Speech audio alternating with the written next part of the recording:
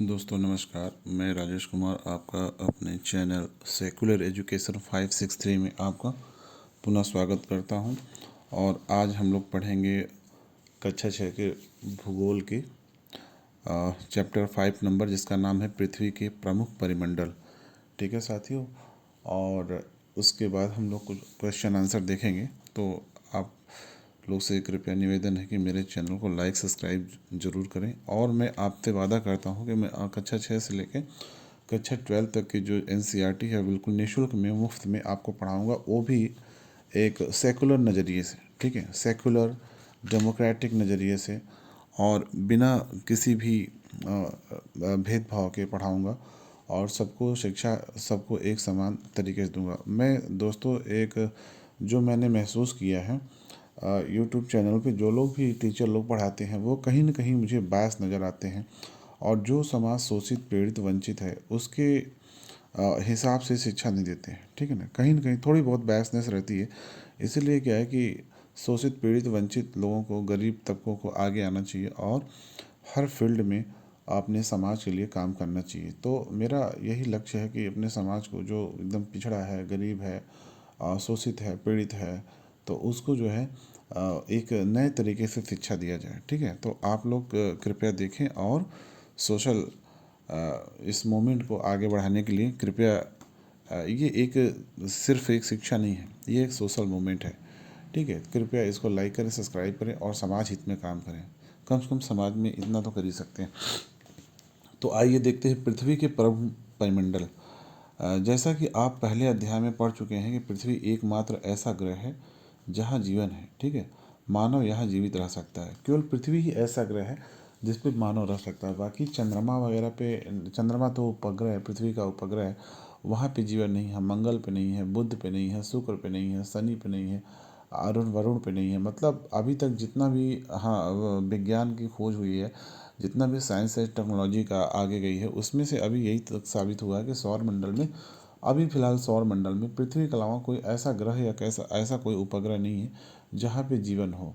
ठीक है, अभी तक कंफर्म नहीं है। ठीक है, तो इसलिए हम ये कह सकते हैं कि पृथ्वी ही एक ऐसा ग्रह है जहाँ पे जीवन है। ठीक है, इसीलिए इसको नीला ग्रह भी कहा जाता है। ठीक है, यहाँ मानव जीवित रह सकता है क्योंकि जीवन के लिए आवश्यक तत्व तो, कि जीवन के लिए जो आवश्यक तत्व होता है वो किसी ग्रह पे नहीं है। जैसे कि हवा हो गई, जो हवा, जो हमारा मिक्सचर है, ऑक्सीजन, नाइट्रोजन, आर्गन, ये सब का जो हवा जो हमको चाहिए होती है, हमारी प्राणवायु जो है वो सिर्फ पृथ्वी पे है। ठीक है, पीने के लिए जल है, ग्रेविटी है। ठीक है, और एक सुरक्षित वातावरण है, वो किसी अन्य ग्रह पे नहीं है। इसलिए पृथ्वी क्या है, हमारे लिए रहने के लिए ही सबसे उपयुक्त और अच्छा ग्रह है। बाकी और कोई ऐसा ग्रह नहीं है सौरमंडल में, हमारे सौरमंडल में, जिस पे कि जीवन हो। ठीक है, अभी ये कंफर्म नहीं हुआ।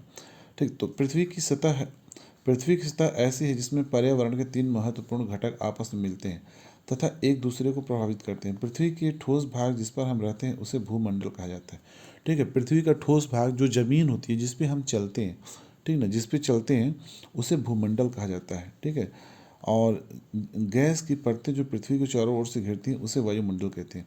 जो अभी हम लोग को अपनी आँख से दिख नहीं रहा है, लेकिन हम लोग जहाँ भी बैठे हैं, जो भी खड़े रहते हैं, काम करते हैं, कहीं भी रहते हैं, हमारे आसपास दोस्तों गैसेस रहती हैं। ठीक है, हवा का, वायु रहती है। वायु मतलब गैसों का एक मिश्रण रहता है। ठीक है, उसी को हम लोग वायुमंडल कहते हैं। इसके बिना हम लोग जी नहीं सकते, क्योंकि हमें जो अपने प्राणों को जीने के लिए जो प्राण वायु चाहिए होती है, ऑक्सीजन चाहिए होती है, वो ऑक्सीजन किसी अन्य ग्रह पे नहीं है। ठीक है, और ना ही वो जो हमको नाइट्रोजन चाहिए होती है, नाइट्रोजन हालांकि हमारे शरीर में काम नहीं आती, लेकिन नाइट्रोजन वायुमंडल को भारी बनाने में काम करती है। इसलिए वायुमंडल में हमारे नाइट्रोजन भी शामिल है। तो ये जो हमारे आसपास का वातावरण है, हमें दिखता नहीं है लेकिन है। ठीक है, गैसें जो है, हमारे जो आसपास जो गैसें हैं, जो हवा का मिश्रण है, वो हमारे पास, उसी को वायुमंडल कहते हैं। ठीक है, जहाँ, और जैसे कौन कौन सी गैसें रहती हैं, ऑक्सीजन, नाइट्रोजन, कार्बन डाइऑक्साइड तथा दूसरी गैसें पाई जाती हैं।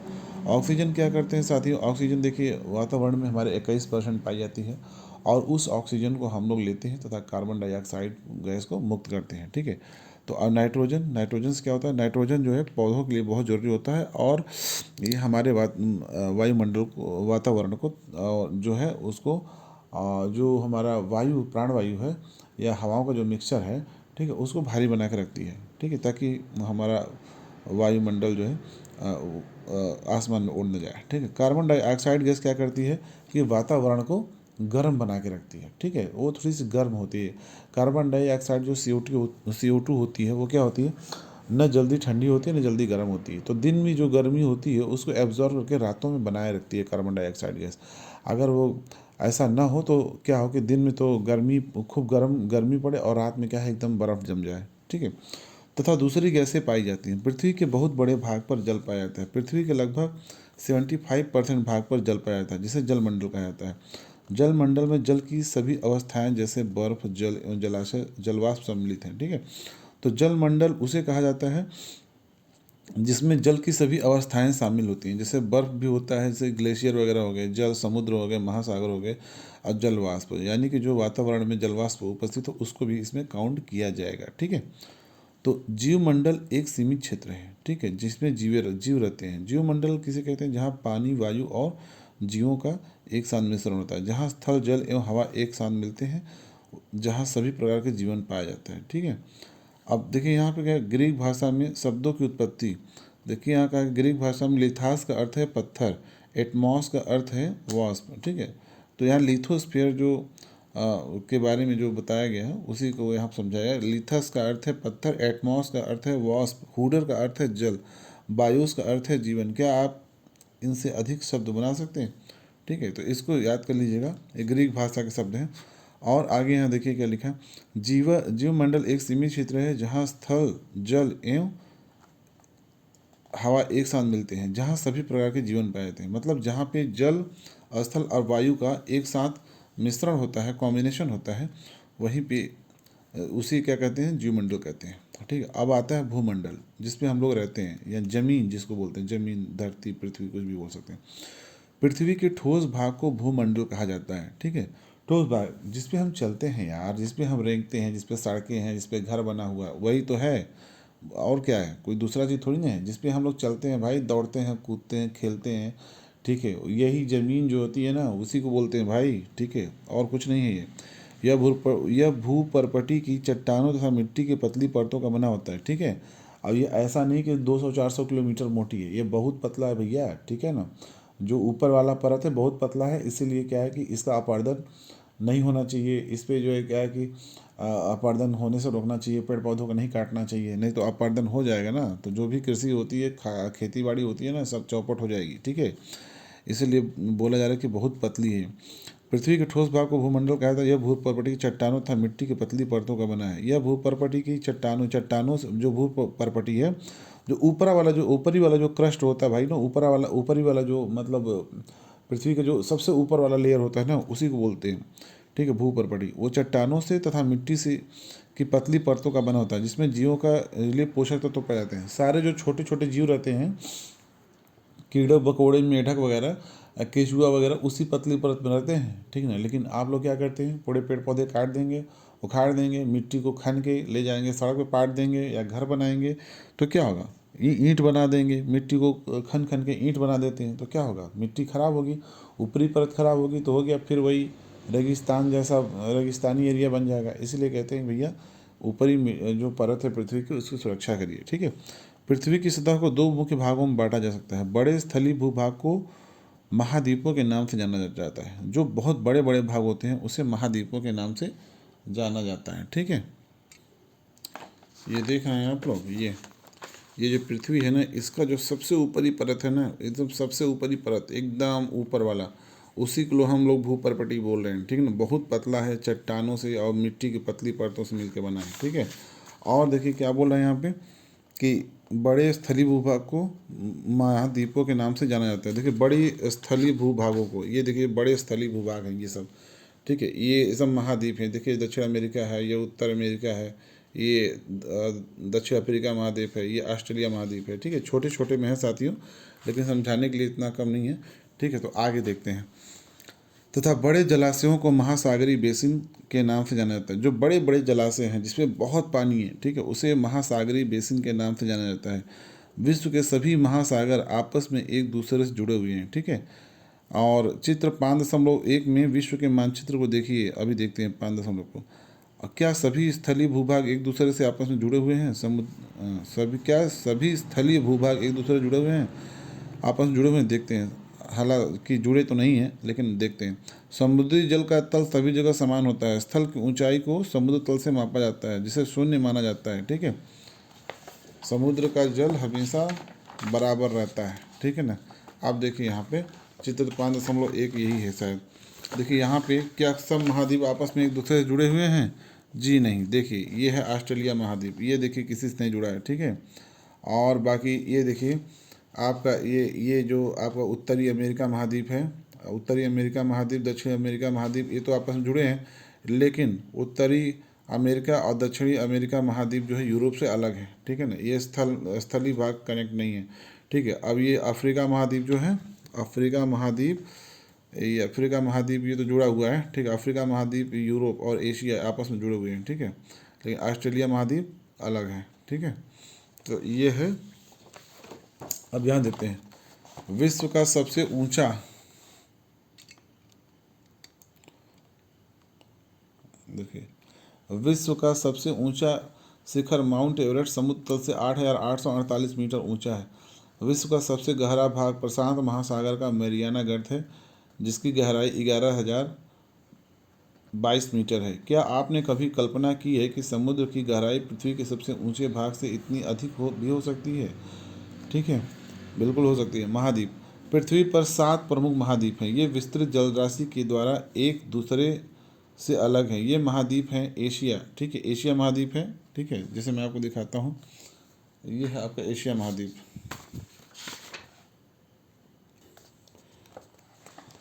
दोस्तों ये है, देखिए एशिया महाद्वीप। ठीक है, ये है हमारा एशिया महाद्वीप, ये एशिया महाद्वीप हमारा है। ठीक है, यहाँ से लेके ये सब एशिया महाद्वीप है। ठीक है, तो एशिया महाद्वीप है। और उसके बाद क्या बोला जा रहा है?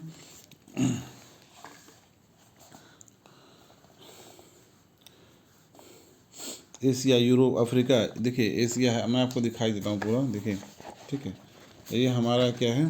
देखिए ये हमारा एशिया महाद्वीप है। ठीक है, ये हमारा ऑस्ट्रेलिया महाद्वीप है। ये हमारा दक्षिण अफ्रीका महाद्वीप है। ये हमारा अफ्रीका महाद्वीप है। ये ठीक है, अफ्रीका, ये अफ्रीका महाद्वीप है। ये हमारा दक्षिण अमेरिका महाद्वीप है। दक्षिण अमेरिका, ये उत्तरी अमेरिका महाद्वीप है। तो कितना हो गया? 1 2 3 4 5। ठीक है, और ये हमारा क्या हो गया? अंटार्कटिका हो गया 6, और ये 7वां क्या है? आर्कटिक, ऊपर आर्कटिक। तो 7 महाद्वीप हैं। ठीक है, 7 महाद्वीप हैं।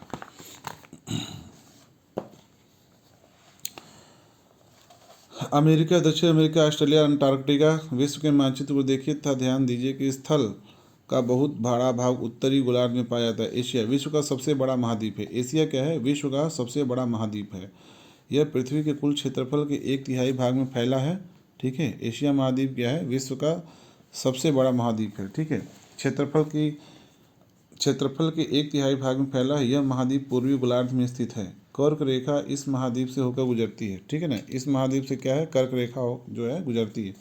ठीक है, एशिया के पश्चिम में यूराल पर्वत है, इसे यूरोप से अलग करता है। ठीक है, यूरोप एवं एशिया के संयुक्त भूभाग को यूरोप प्लस एशिया, यूरेशिया कहा जाता है। यूरोप एशिया से बहुत छोटा है। यह महाद्वीप एशिया के पश्चिम में स्थित है। आर्कटिक वृत्त इससे होकर गुजरता है। आर्कटिक वृत्त यूरोप, ठीक है, स्थित है। आर्कटिक वृत्त इससे होकर गुजरता है। यह 3 तरफ से जल से घिरा है। विश्व के मानचित्र को देखिए एवं इसकी स्थिति का पता लगाइए। ठीक है, तो देखते हैं। ठीक है, देख लेते हैं, पहले एशिया महाद्वीप को ही देख लेते हैं।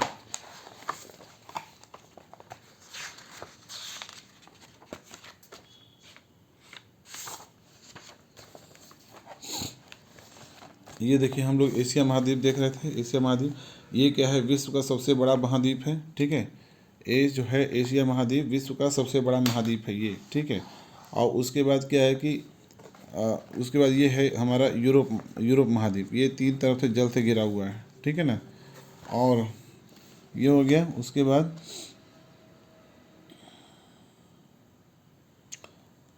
ठीक है, ये हो गया।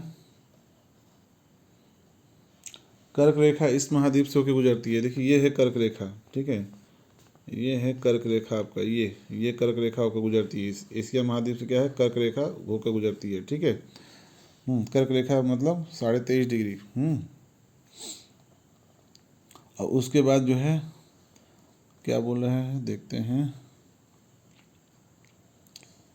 एशिया के पश्चिम में यूराल पर्वत है। एशिया के पश्चिम में देखिए, एशिया हमारा ये एशिया महाद्वीप है, एशिया महाद्वीप, इसके पश्चिम में यहाँ कहीं यूराल पर्वत होगा, इस तरफ यूराल पर्वत होगा, ठीक है ना, यूराल पर्वत होगा, ठीक है।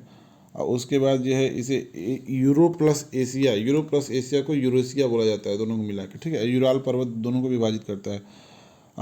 इस अगला दिया है यूरोप, एशिया से बहुत छोटा है। देखिए ये हमारा यूरोप महाद्वीप है, बहुत छोटा है, बहुत इतना ही बस छोटा सा है यूरोप महाद्वीप, इतना सा। तो ये कहाँ ये इतना बड़ा, कहाँ ये इतना बड़ा, कहाँ ये इतना छोटा सा, तो छोटा तो है ये, ठीक है। उसके बाद क्या बोला जा रहा है, कर्क रेखा इस महाद्वीप, अच्छा ये स्थित है। आर्कटिक वृत्त इससे होकर गुजरता है। आर्कटिक वृत्त ये जो हमारा ऊपर का ना मतलब जो है 66.5 डिग्री वाला है, आर्कटिक वृत्त यहाँ से यूरोप महाद्वीप से होकर गुजरता है, ठीक है ना। आर्कटिक वृत्त मतलब एकदम ऊपर वाला सर्कल, ये आर्कटिक है, यहाँ का जो सर्कल है, छोटा वाला सर्कल जो घूमता है, आर्कटिक वृत्त, ठीक है ना, 66.5 डिग्री वाला, ये यहीं से होकर गुजरता है, ठीक है ना। आर्कटिक वृत्त एकदम लास्ट वाला वृत्त जो ऊपर वाला, ठीक है। आर्कटिक वृत्त यहाँ से होकर गुजरता है, 3 तरफ से जल से घिरा हुआ है, ठीक है। ये 3 तरफ से जल से घिरा हुआ है। इसके देखो इधर भी पानी है, इधर भी पानी है, इधर पानी है। यूरोप महाद्वीप क्या है ना, तीनों तरफ से पानी से घिरा हुआ है, ठीक है दोस्तों।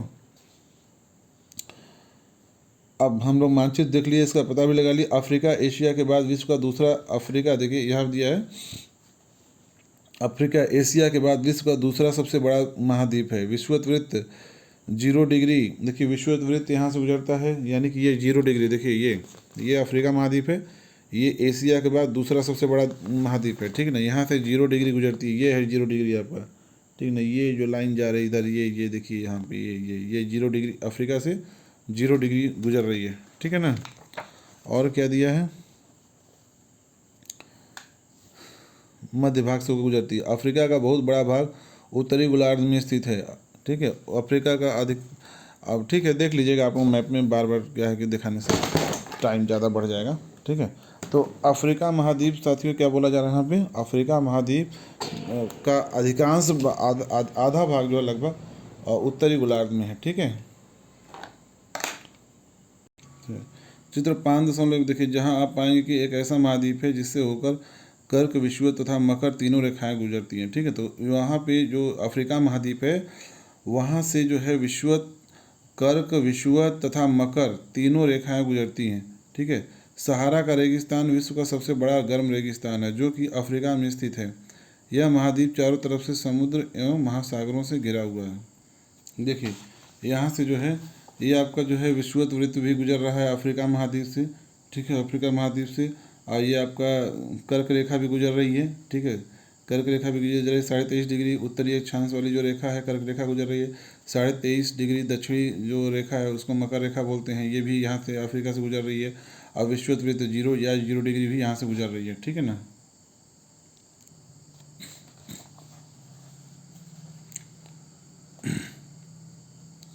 तो हमने साथियों देखा कि एशिया के बाद विश्व का दूसरा सबसे बड़ा महाद्वीप हम देख लिया अफ्रीका है, ठीक है। ये भी बता दिए कि 0 डिग्री यहाँ से गुजरती है, ठीक है ना। फिर से एक बार देख लीजिए, यहाँ से 0 डिग्री रेखा गुजरती है, ये 0 डिग्री आपकी रेखा हो गई, गुजर रही बीचों बीच, ठीक है। और ये हमारा जो है कर्क रेखा हो गया, ठीक है, 23.5 डिग्री उत्तरी अक्षांश वाली रेखा, ठीक है। और ये 23.5 डिग्री दक्षिणी अक्षांश वाली रेखा जो है मकर रेखा, ये भी यहाँ से गुजर रही है, ठीक है। तो साथियों ये एक ऐसा महाद्वीप है जहाँ से तीनों रेखाएं, विषुवत, वृत्त, कर्क, मकर तीनों रेखाएं गुजरती हैं। सहारा का रेगिस्तान विश्व का सबसे बड़ा गर्म रेगिस्तान है, ठीक है, जो कि अफ्रीका में स्थित है। यह महाद्वीप चारों तरफ से समुद्र एवं महासागरों से घिरा हुआ है, ठीक है।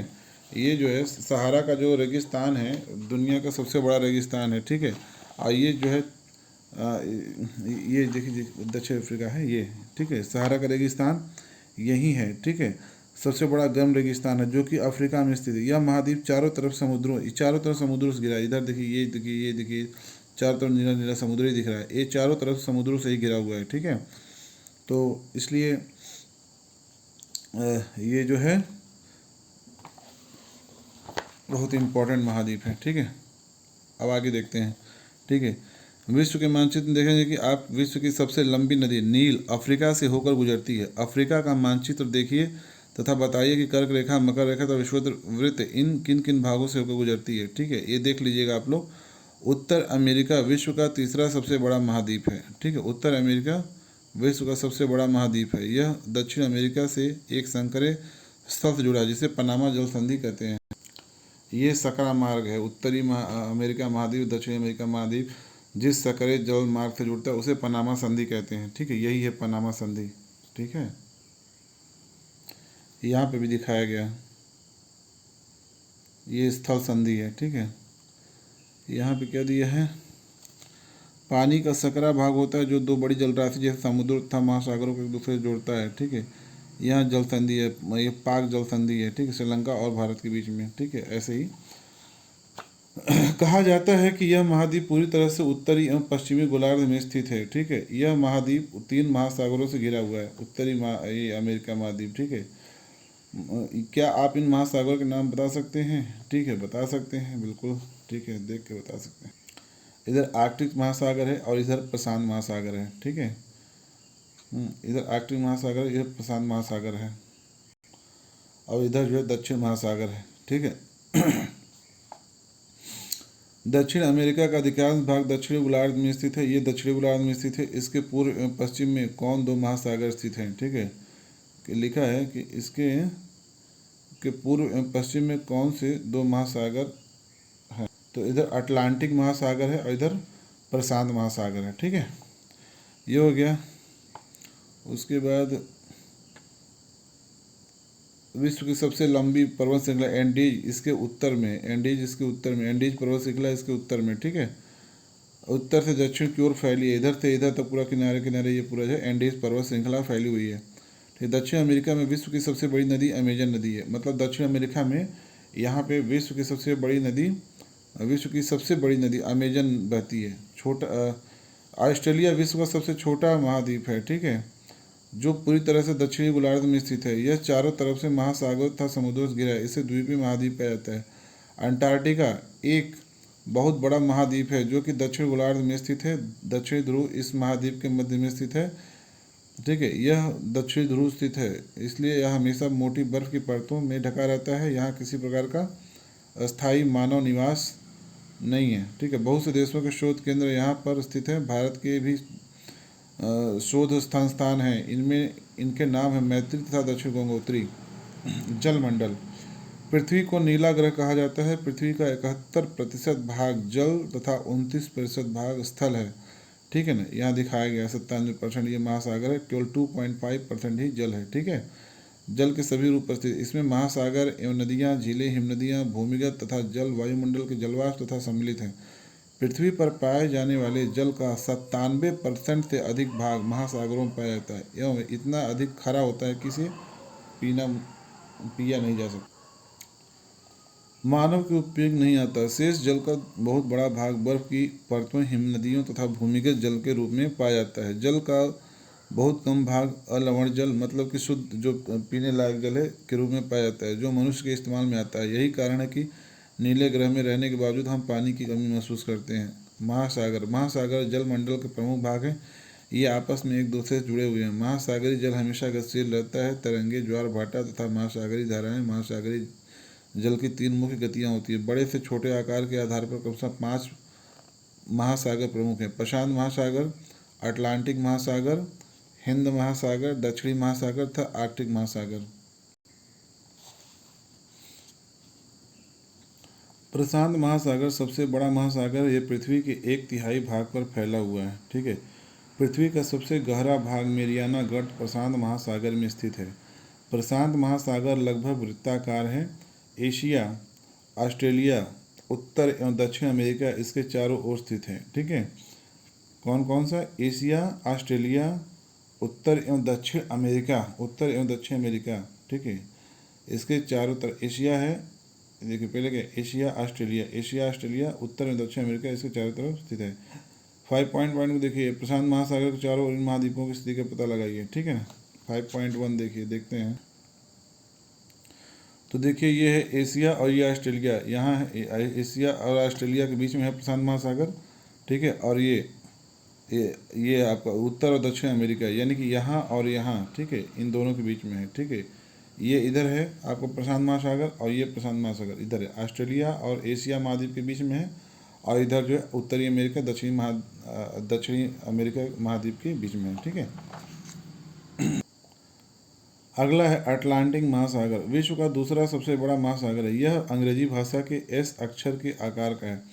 इसके पश्चिमी किनारे पर उत्तर एवं दक्षिण अमेरिका तथा पूर्वी किनारे पर यूरोप एवं अफ्रीका है। अटलांटिक महासागर की तट रेखा बहुत अधिक दंतुरित है। यह अनियमित एवं दंतुरित तटरेखा प्राकृतिक पोताश्रयों और पत्तनों के लिए आदर्श स्थिति है। व्यापार की दृष्टि से यह सबसे व्यस्त महासागर है। हिंद महासागर ही एक ऐसा महासागर है जिसका नाम किसी देश के नाम पर यानी भारत के नाम पर रखा गया है। महासागर लगभग त्रिभुजाकार है। इसके उत्तर में एशिया, पश्चिम में अफ्रीका तथा पूर्व में ऑस्ट्रेलिया स्थित है। दक्षिण महासागर अंटार्कटिक महाद्वीप को चारों ओर से घेरता है। ठीक है। यह अंटार्कटिक महाद्वीप से उत्तर की ओर 60 डिग्री दक्षिणी अक्षांश तक फैला हुआ है। आर्कटिक महासागर उत्तर ध्रुव वृत्त में स्थित है तथा यह उत्तर ध्रुव के चारों ओर फैला हुआ है। ठीक है। यह प्रशांत महासागर से छिछले जल वाले एक संकरे भाग से जुड़ा हुआ है जिसे बेरिंग जल संधि के नाम से जाना जाता है। यह उत्तर अमेरिका के उत्तरी तटों तथा यूरेशिया से घिरा हुआ है। वायुमंडल। ठीक है। हमारे पृथ्वी के चारों ओर से गैस की एक परत से घिरी हुई है जिसे वायुमंडल कहा जाता है। ठीक है। वायु की यह पतली परत इस ग्रह का महत्वपूर्ण अटूट भाग है। हमें ऐसी वायु प्रदान करती है जिससे हम लोग सांस लेते हैं। यह वायुमंडल हम लोगों को सूर्य की कुछ हानिकारक किरणों से बचाता है। वायुमंडल 1600 किलोमीटर की ऊंचाई तक फैला है। वायुमंडल को उसके घटकों, तापमान तथा अन्य के आधार पर 5 परतों में बांटा जाता है। इन परतों को पृथ्वी की सतह से शुरू करते हुए क्षोभ मंडल, जो सबसे पृथ्वी के नज़दीक है, उसे क्षोभ मंडल बोलते हैं। ठीक है। जिसमें कि बरसात होती है, मेघ गर्जना, बादल, समताप मंडल, इसमें हवाई जहाज उड़ते हैं। ठीक है। मध्यमंडल। ठीक है। मध्यमंडल एवं आयन मंडल। मध्यमंडल समताप मंडल के ऊपर होता है, आयन मंडल तथा बहिर्मंडल कहा जाता है। ठीक है। अब यहाँ वायुमंडल मुख्यतः ऑक्सीजन एवं नाइट्रोजन का बना है जो कि साफ तथा शुष्क हवा का 99% भाग है। ठीक है। आयतन के अनुसार नाइट्रोजन 78%, ऑक्सीजन 21% तथा दूसरी गैसें जैसे कार्बन डाइऑक्साइड, आर्गन इत्यादि की मात्रा 1% है। ऑक्सीजन सांस लेने के लिए आवश्यक है जबकि नाइट्रोजन प्राणियों की वृद्धि के लिए आवश्यक है। कार्बन डाइऑक्साइड यद्यपि बहुत कम मात्रा में है लेकिन यह पृथ्वी के द्वारा छोड़ी गई ऊष्मा को अवशोषित करती है जिससे पृथ्वी गर्म बनी रहती है। यह पौधों की वृद्धि के लिए भी आवश्यक है। ऊंचाई के साथ वायुमंडल के घनत्व में भिन्नता आती है। यह घनत्व समुद्री तल पर सबसे अधिक होता है। जैसे जैसे हम ऊपर की ओर जाते हैं यह तेजी के साथ घटता है। आप जानते हैं कि पहाड़ों पर पर्वतारोहियों को हवा के घनत्व में कमी होने के कारण सांस लेने में कठिनाई होती है। ऊंचाई पर सांस लेने के लिए उन्हें अपने साथ ऑक्सीजन सिलेंडर लेकर जाना पड़ता है। जैसे जैसे हम ऊपर की ओर जाते हैं तापमान भी घटता है। वायुमंडल पृथ्वी पर दबाव डालता है। यह एक स्थान से दूसरे स्थान पर अलग अलग है। कुछ क्षेत्रों में हमें अधिक दाब महसूस होता है जबकि कुछ क्षेत्रों में हम कम वायु दाब से निम्न दाब की ओर बहती गतिशील वायु को पवन कहा जाता है। ठीक है। ये क्या कह रहा है? कम वायु उच्च दाब से निम्न वायु दाब की ओर बहती गतिशील वायु को पवन कहा जाता है। ठीक है। वायु उच्च दाब से निम्न दाब की ओर बहती है तो उसे गतिशील वायु को पवन कहा जाता है। जीवमंडल स्थल, जल तथा हवा के बीच का एक सीमित भाग है। यह वह भाग है जहाँ जीवन मौजूद है। यहाँ जीवों की बहुत सी प्रजातियाँ हैं जो कि सूक्ष्म जीवों तथा बैक्टीरिया से लेकर बड़े स्तनधारियों के आकार में पाई जाती हैं। मनुष्य सहित सभी प्राणी जीवित रहने के लिए एक दूसरे से तथा जीवमंडल से जुड़े हुए हैं। जीवमंडल के प्राणियों को मुख्यतः 2 भागों जंतु जगत एवं पादप जगत में विभक्त किया जा सकता है। पृथ्वी के ये तीनों परिमंडल आपस में पारस्परिक क्रिया करते हैं तथा एक दूसरे को किसी न किसी रूप से प्रभावित करते हैं। उदाहरण के लिए लकड़ी तथा खेती के लिए वनों को काटा जाए तो इसे ढलुआ भाग पर मिट्टी का कटाव तेजी से होने लगता है। इसी प्रकार प्राकृतिक आपदाएं जैसे भूकंप से पृथ्वी की सतह में परिवर्तन हो जाता है। हाल ही में सुनामी के कारण अंडमान एवं निकोबार द्वीप समूहों का कुछ भाग पानी में डूब गया।